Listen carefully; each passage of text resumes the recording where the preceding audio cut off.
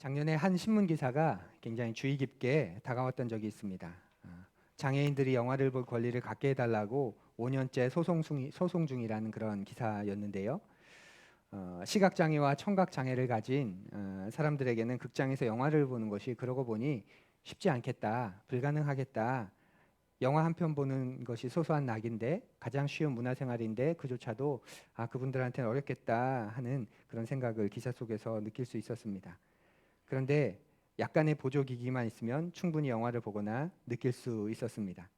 시각장애인들에게는 영화를 설명해주는 기기가 있으면 마치 그 부모가 동화책을 읽어주면 아이가 책을 읽지 않아도 뭔가 눈으로 보지 않아도 머릿속으로 그 장면을 상상하면서 그 동화책을 마음껏 느끼는 것처럼 그 영화의 장면을 설명해주는 기계만 있어도 충분히 영화를 볼 수 있겠다. 마치 박물관에 가면 각각의 오디오 도슨트기를 가지고 그 작품 앞에 설명을 듣는 것처럼 지금 어떤 장면이다. 지금 주인공이 한숨을 내쉬고 있다. 지금 차를 타고 가는데 옆에 커다란 건물이 나오고 있다. 그 앞에 사람들이 실랑이를 벌이고 있다. 이렇게 영화의 장면을 시각 장애를 가지고 있기 때문에 볼 수 없는 그런 부분들을 설명해 주는 기기만 있다면 충분히 영화를 볼 수 있구나 하는 그런 사실을 알게 됐습니다. 또 청각 장애인들에게는 자막만 넣어주면 되는 간단한 일이었습니다. 지금 이런 소리가 나고 있다. 지금 주인공이 한숨을 쉬고 있다. 이렇게 넣어주면 화면과 함께 이해할 수 있는 것이지요. 그런데 5년째 오히려 영화관들이 못 본 척, 못 들은 척 하고 있다는 그런 요지의 기사였습니다. 이렇게 시각장애와 청각장애를 가진 사람들도 함께 볼 수 있도록 제작한 영화를 베리어 프리 영화라고 합니다. 말 그대로 베리어, 장벽을 프리, 없앤 그런 영화라는 거죠. 놀라운 건 이분들을 위해서 따로 영화를 제작할 필요가 없다는 거죠. 비장애인들이 보는 영화에 약간의 장치만 하면 자막적인 작업이랄지 오디오로 설명해주는 기기를 만든다든지 그렇게만 하면 누구든지 장애를 가지고 있는 분들도 함께 영화를 즐길 수 있게 됩니다. 이런 분들의 소박한 권리를 제공해주는 우리 사회가 되고 그런 기업들이 많아졌으면 좋겠다 하고 손꼽게 되었습니다. 특히 청각장애인들은 소리가 그리운 사람들일 겁니다. 자기의 삶에서 소리가 사라졌기 때문에 손놀림만으로 더 큰 소리를 듣는 그런 사람들이지요. 수화를 사용하잖아요. 그래서 눈으로, 표정으로, 온몸으로 목소리보다 더 큰 소리를 동작을 통해서 크게 만들어서 듣는 사람들, 바로 청각 장애를 가진 그런 분들입니다. 그런데 여러분과 저는 어떻습니까? 우리는 볼 수 있는 사람들이고 들을 수 있는 사람입니다. 그런데 볼 수 있기 때문에 오히려 더 귀 기울여 듣지 않는 듯한 그런 마음을 봅니다. 볼 수 있기 때문에 듣기 전에 보는 것으로 소리를 판단해 버립니다. 들으면서도 귀를 의심하고 들리는 소리를 왜곡하고 그 소리를 또 하찮게 취급합니다. 소리가 있지만 오히려 그 소리를 제대로 듣지 못하는 사람들, 바로 우리입니다. 그래서 유명한 말이 있지요. 시불경 청이불문. 들어도 들리지 않고 보아도 보이지 않는다. 한 번쯤은 들어보셨을 유명한 말입니다. 우리는 볼 수 있고 들을 수 있다고 하지만 TV를 시청하는 것처럼 그저 시청하는 것일 뿐이지 보고 들은 것을 깨닫고 느끼면서 깨닫는 거기까지 나아가지 않는 사람일 때가 얼마나 많은지 모릅니다. 영적인 원리도 크게 다르지 않을 것 같다는 생각입니다. 우리의 마음이 어느 순간 교만해져서 이제는 어느 정도 보인다 그렇게 생각하면서부터는 놀랍게도 더는 잘 보이지 않게 되고 듣는다고 장담하면서도 듣고 싶은 소리만 듣는 모습을 봅니다. 아주 작고 자신 없고 그리고 떨리는 소리에 여린 소리에 진실이 있는 법인데 크고 자신 있고 확신 가득한 소리만 들으려고 애쓰는 것이지요. 요한복음 10장은 바로 이 소리가 얼마나 중요한지를 우리에게 가르쳐주는 그런 부분입니다. 왜냐하면 소리 또는 음성에 따라 어떻게 반응하에 따라 생명과 죽음이 결정된다고 말하고 있기 때문입니다.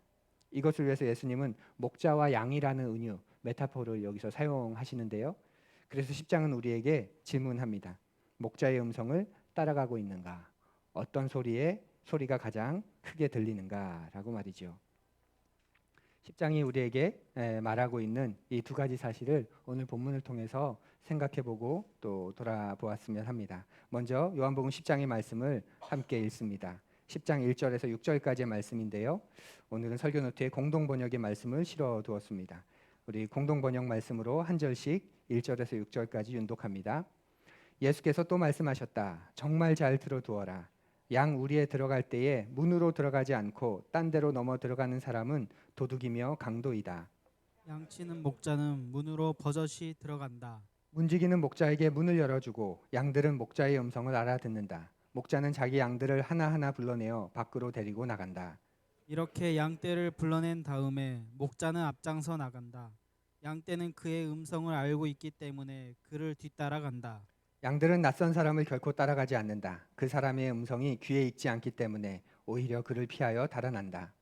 예수께서 그들에게 이 비유를 말씀해 주셨지만 그들은 그 말씀이 무슨 뜻인지 깨닫지 못하였다. 아멘. 예. 오늘 본문을 보면 예수님께서 정말 중요한 말씀을 하실 때 그 관용적으로 쓰는 표현이 실려 있습니다. 내가 진실로 진실로 너에게 말하는데, 그래서 공동 번역에서는 그것을 의역했지요. 정말 잘 들어둬라. 예수님은 정말 중요한 사실을 말씀하실 때 그렇게 이야기합니다. 그러면서 두 부류의 사람을 대조하십니다. 절도, 강도, 그리고 양의 목자. 강도와 목자, 절도와 목자입니다.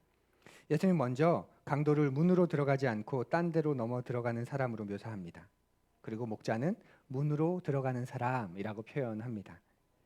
그런데 3절을 보면 이 문은 목자가 직접 열고 들어가는 게 아니라 이 문을 열어주는 문지기가 있습니다.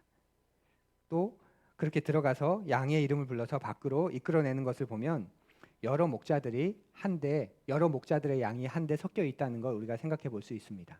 그래서 들어가서 내 양들만 추려서 데리고 나오는 거지요. 당시 이스라엘의 상황을 알면 이해하는 데 좀 도움이 되는 장면인데요. 목자들은 풀이 있는 산으로 양들을 이끌고 가죠. 그런데 밤이 되면 다시 거기서 집으로 돌아가기가 어렵습니다. 꽤 먼 길을 계속 다니기 때문에. 그러면 안전을 위해서 또 혼자 다니지 않고 여러 목자들이 같이 어느 정도의 거리를 두고 다니기 때문에 밤이 되면 한 곳으로 모든 목자들이 양을 데리고 모입니다. 그리고 그곳에는 우리가 등산할 때 베이스 캠프를 치는 것처럼 그런 군데군데 울타리를 쳐놓고 또 하나의 움막 같은 것을 지어놓고 이제 그곳에 양을 둡니다. 그리고 그 문지기를 고용해서 밤새 양을 지키도록 그 책임을 맡깁니다. 자기들은 쉬고. 그러면 문지기는 그 우리 안에 있는 그 움막에 쉼터에 지내다가 양들이 그 울타리가 낮기 때문에 이리 같은 게 들어와서 양들을 물고 해칠 수 있으니 양들이 울음소리나 그 소리를 듣고 잠에서 깨서 또 이리를 그 내쫓는 그런 일들을 주로 하는 역할입니다. 그러니 이 우리에 들어가는 문은 단 하나밖에 없겠지요. 그래서 문지기의 허락을 받고 문으로 들어가야 합니다. 그 허락을 받고 들어가지 않는 사람은 절도요 강도이고, 허락을 받고 들어가는 사람은 양의 목자입니다. 그러니 목자는 떳떳합니다. 이른 아침에 문지기를 불러서 문을 열어달라고 청하고 확인을 받은 후에는 당당히 들어가게 되는 거죠. 자기 양의 소유권을 주장할 수 있습니다. 반면에 절도, 강도가 활동하는 때는 당연히 밤입니다. 어둠의 때입니다. 낮에는 풀을 먹으러 다 가고 없기 때문에 그 우리에 가도 소용이 없습니다. 강도가 활동하는 때는 어둠이지만 동터오는 새벽에 양을 찾으러 우리로 가는 그 목자는 빛 안에서 낮에 활동하는 사람입니다. 이 본문에서도 빛과 어둠이 계속 대비되고 있습니다. 요한복음 말씀 시리즈를 시작할 때 요한복음은 빛과 어둠에 관해서 끊임없이 계속 말하고 있다고 여러 차례 말씀을 드렸는데요. 여기서도 그것이 반복되고 있고, 지난 9장에서 보면 앞을 보지 못하는, 그래서 흔히 어둠 가운데 있는 시각장애인과 전혀 지장 없는 빛을 본다고 생각하는 바리새인들과, 그런데 정작 본다고 말하는 바리새인들은 눈이 가려져 있고 보지 못하는 시각장애인은 보게 되었고, 그래서 빛과 어둠이 계속 그렇게 강조되고 있습니다. 9장부터 이어지는 사건이 바로 오늘 10장입니다. 10장 앞에는 특별한 예수님이 어디로 가셨다, 그리고 나서 며칠이 지났다 그런 표현 없이 바로 이어지는 것을 보면 9장과 10장은 한 사건으로 볼 수 있습니다. 그러면 지금 9장에서 하시는 말씀은 지금 예수님 바리새인들을 디스하고 계신 장면이죠. 너희들이 절도이고 강도이다라고 말입니다. 스스로 성경을 잘 알고 있다고 말하지만, 또 잘 지키고 있다고 생각하지만 정작 성경이 약속하고 있는 메시아를 죽이려고 하고 그 메시아를 따르려고 하는 사람들을 쫓아내는 너희들이야말로 강도요 절도다라는 준엄한 음성입니다. 자신들의 권력욕, 명예욕, 소유욕을 충족시키기 위해서 양들을 훔치는, 양들을 이용하는 그런 사람들일 뿐입니다. 결코 양들을 지키는 사람들이 아니라는 거지요. 이들은 보고 듣는다고 하지만 또 자신들이 다 안다고 하지만 실상은 보지 못하는 자, 듣지 못하는 자, 알지 못하는 자입니다. 목자 노릇을 하기 전에 먼저 하나님의 양이 되어야 했는데 하나님의 양이 되지 않고 스스로를 목자라고 말하는 사람들이었습니다. 하나님의 양이 되어서 하나님의 소리를 먼저 알아듣는 사람들이 되어야 하는데 자신들은 하나님의 소리를 듣지 못하면서도 목자가 되려고 했기 때문에 결국 이들은 강도가 되었고 절도가 되었습니다. 자신들이 맹인으로서 시각장애를 가진 이들을 인도하는 꼴이 되어버린 거지요. 삶의 중요성, 교육의 중요성 저는 굉장히 중요하게 평가합니다. 저는 교육이 중요하다고 생각합니다. 그런데 생각해 보죠. 삶을 가능하게 하는 건 뭘까요? 삶을 가능하게 하는 것. 삶을 깨달음의 차원에 이르게 하는 건 뭘까요? 그냥 시청하는 게 아니라 견문, 묵상해서 깨닫는 데까지 나아가게 하는 것. 그것은 무엇일까요? 바로 마음, 다른 말로 이야기하면 의도가 아닐까요? 다른 사람의 소리를 잘 듣기 위해서는 하나님이 여러분 각자 안에 담아두신 양심의 소리를 여러분이 잘 들으셔야 합니다. 그래야 배울 수 있고 깨달을 수 있고 실천할 수 있기 때문이지요. 그렇게 살아봐야 비로소 진리가 내 영혼의 근육을 만들어주는 진짜 진리가 되게 됩니다. 바리새인들에게 없었던 것이 바로 이 마음의 소리를 듣는 능력이었습니다. 그렇다면 뭐가 이들의 그 마음의 소리를 막아버린 걸까요? 양심의 소리, 마음의 소리를 막아버린 게 무엇일까요? 우리의 모습과 별반 다르지 않을 겁니다. 나는 잘 듣고 있어. 나는 잘 보고 있어. 나한테는 문제 없어. 나는 다 알아. 그런 자만심, 그 왜곡된 자긍심, 그리고 교만함 때문입니다. 나는 누구든 가르칠 수 있고 누구든 내 말에는 토를 달지 않아야 한다는 그런 생각일 겁니다. 내가 대접받는 것은 당연하고 타인이 내 감정이나 비위를 맞추는 것은 당연하다는 그 마음이 자기 안에서 울리는 양심의 소리, 마음의 소리를 듣지 못하게 만들었습니다. 예수님은 분명하게 말씀합니다. 목자가 양들에게 다가갈 때 방법부터 정당해야 한다라고 말이지요. 목자라고 아무렇게나 해도 되는 것 아니다. 정당하게 다가가야 한다라고 말씀하십니다. 참 목자는 그래서 하나님이 보내신 사람이어야 하고 당당하고 떳떳하게 하나님의 인도하심을 공개할 수 있는 사람이어야 한다는 것이지요. 그렇지 않으면 절도 강도일 뿐입니다. 사랑하는 푸른이 여러분, 여러분 각자가 여러 가지 다양한 진로를 두고 또 선택을 놓고 고민할 때가 분명 있으셨을 겁니다. 그리고 앞으로 있으실 겁니다. 그럴 때 진짜 중요한 고민은 내가 어디로 가야 할까가 아니라 내가 어떻게 가야 할까일 경우가 굉장히 많습니다. 왜냐하면 어디로 보내시든 그곳에서 여러분은 크고 작은 예수로 사셔야 하기 때문에 그렇습니다. 오늘 본문의 비유를 빌면 크고 작은 목자로 내가 살아야 하기 때문입니다. 그러니 어디로 가야 하는가 보다 내가 어떻게 가야 할까, 어떻게 살아야 할까 이것이 훨씬 더 중요한 것이지요. 그곳에서 예수님을 대신해서 양들을 살리고 먹이는 목자가 될 수도 있고 또는 양들을 훔치고 빼앗는 절도와 강도가 될 수도 있습니다.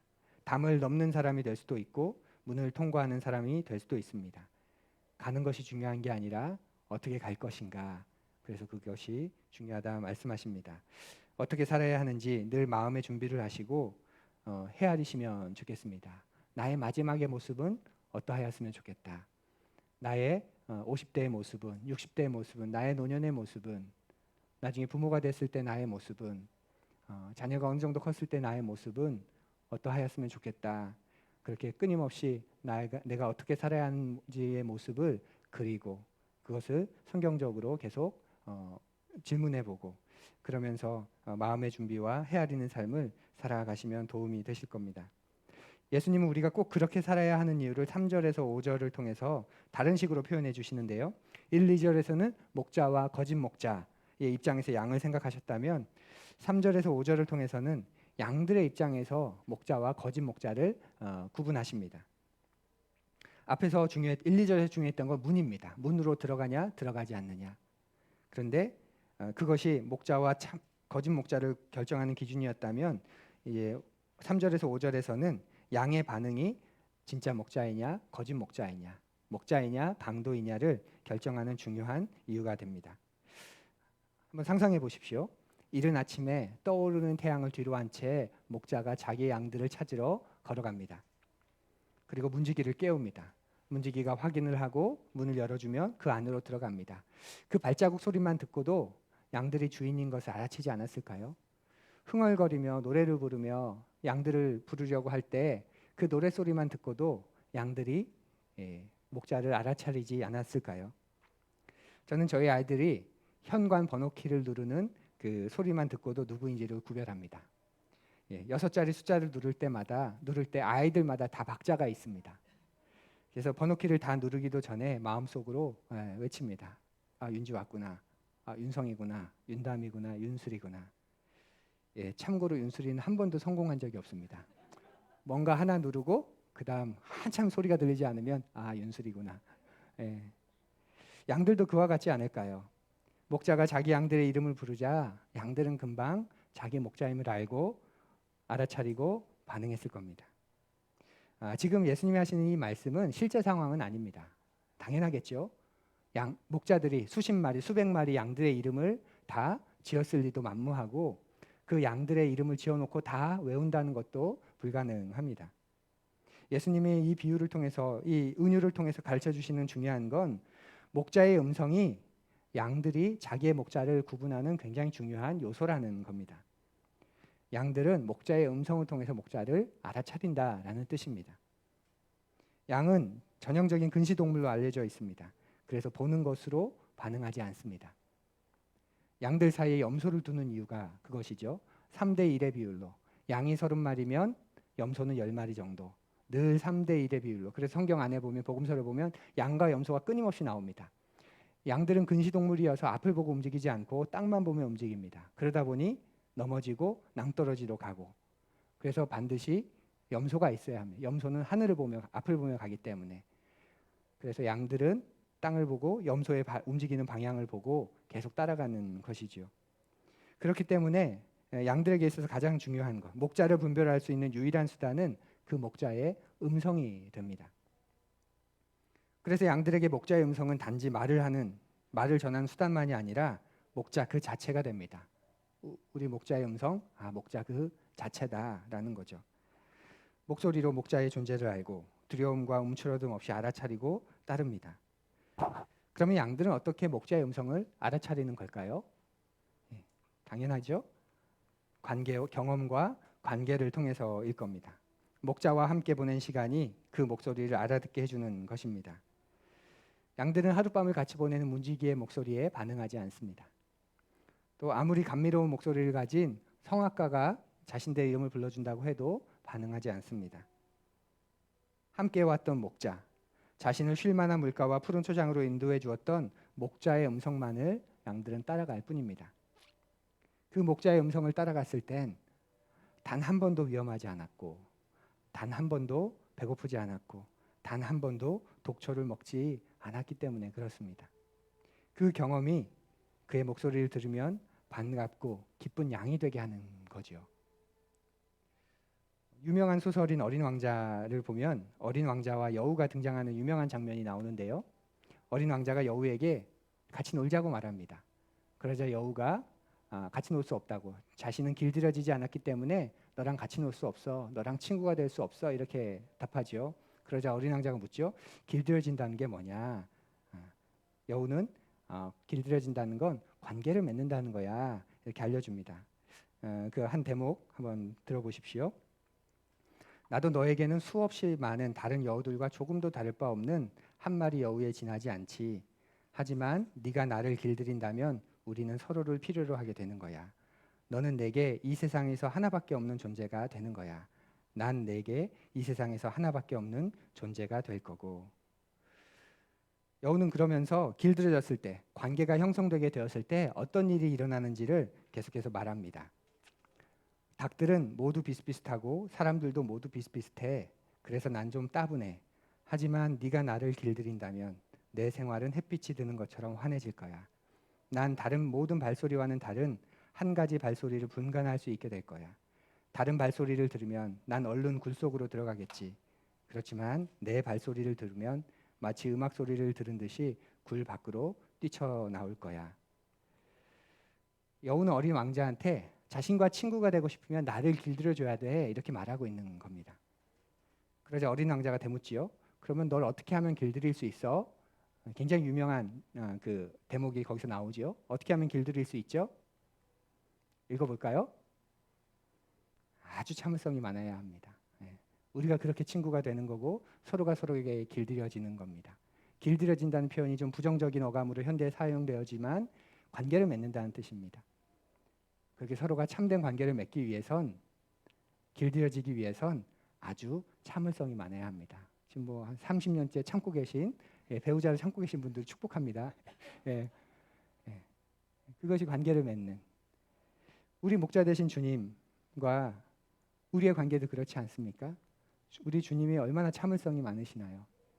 그 참을성 덕분에 끝끝내 인내하시고 속 없는 사람처럼 속 없는 자존심도 없는 분처럼 번번이 속으시고 참으시고 뒤통수를 맞아도 더 이상 맞을 데가 없을 것 같은 또다시 반역하고 또다시 서운하게 하고 또다시 배반하고 그런 우리를 끊임없이 참아주셔서 주님과의 관계가 깊어지고 계속 유지되는 거 아닌가요? 우리도 목자 되신 주님과 오래오래 참으면서 관계가 깊어지게 되면 나에게 찾아오시는 주님의 발소리만 듣고도 알아차리게 될 겁니다. 그래서 설레게 될 겁니다. 양과 목자와의 관계가 그렇게 형성되고 그래서 양들은 목자의 음성을 들으면 설레게 되고 기꺼이 따라 나서게 되는 것이지요. 내가 앞을 볼 수 없지만 문제가 되지 않습니다. 자기를 인도해주는 그래서 그 목소리를 따라갈 땐 단 한 번도 독초를 먹은 적이 없었던 경험, 낭떠러지에서 떨어지지 않았던 경험, 그 불편한 곳에 우리를 두지 않았던 그런 경험이 있기 때문에 그렇습니다. 이렇게 양들은 목자의 음성을 분별합니다. 그래서 목자면 따라갑니다. 그렇다면 목자가 아니면 어떻게 될까요? 목자가 아니면 당연히 따라가서는 안 되겠죠. 5절 말씀을 우리 앞을 보면 같이 읽어보지요. 양들은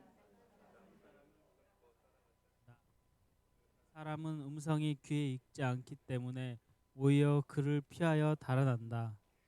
요한 사도는 예수님의 말씀을 아주 직접적으로 강하게 있는 그대로 표현하고 있습니다. 절대 따라가지 않는다. 결코 따라가지 않는다. 영어 성경에는 never라는 단어가 강조되어 있습니다. never follow.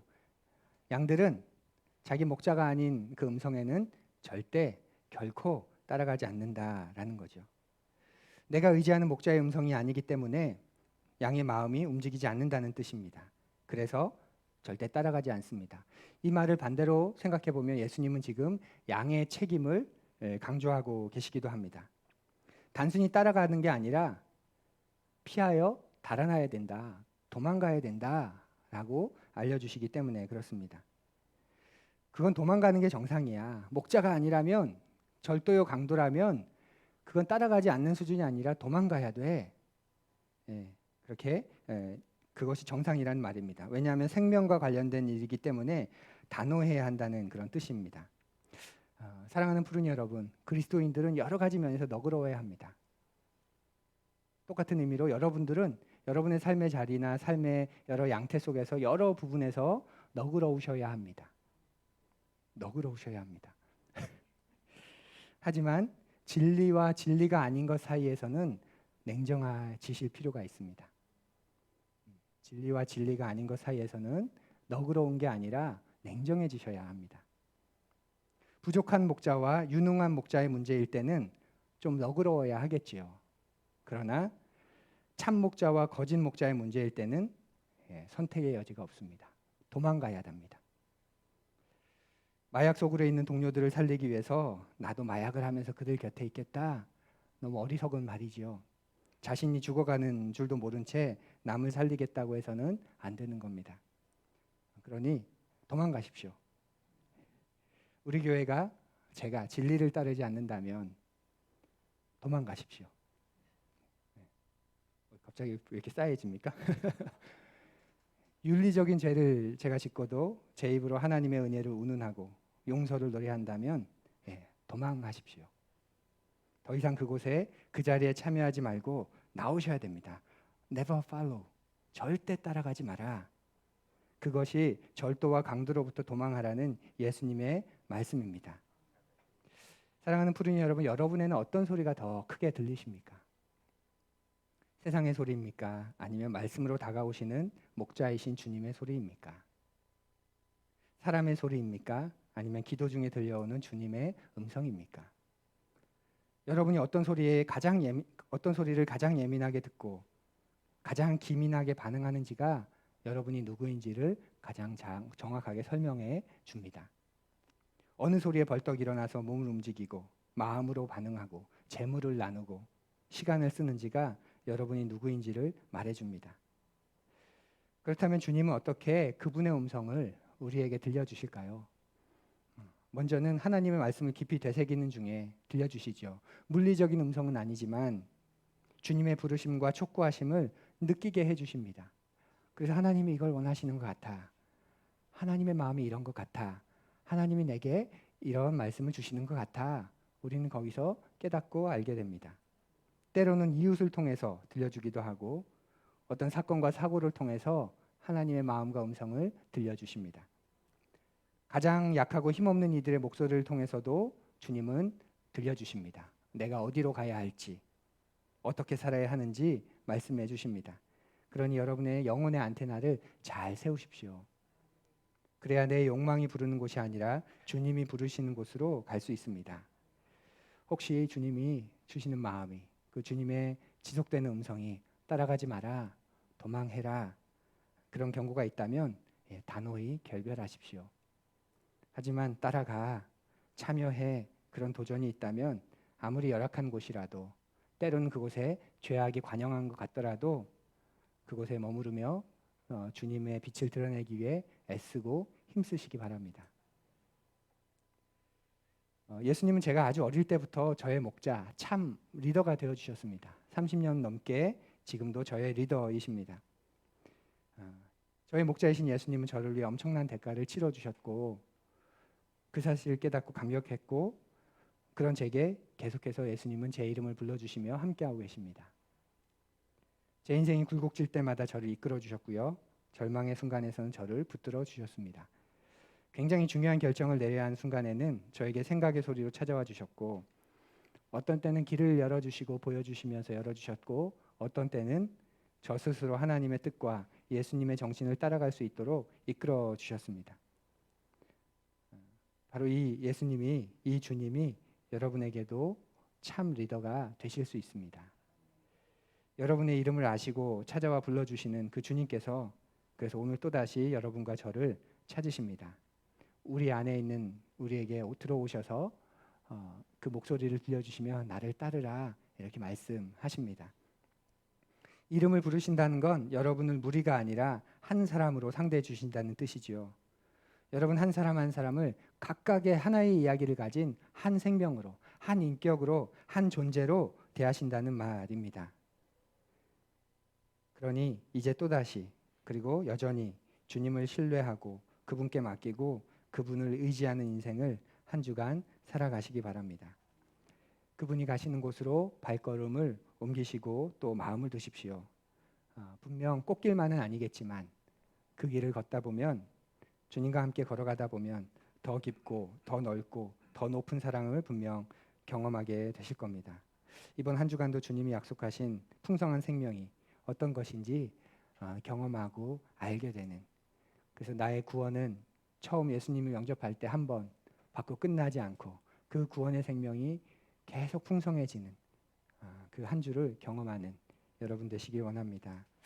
주님의 소리, 세상의 소리, 나에게 어떤 소리가 크게 들리고 나는 어떤 소리를 따를 것인가 고민하며 여러분의 삶을 다시 한번 정돈하는 한 주가 되시기 바랍니다.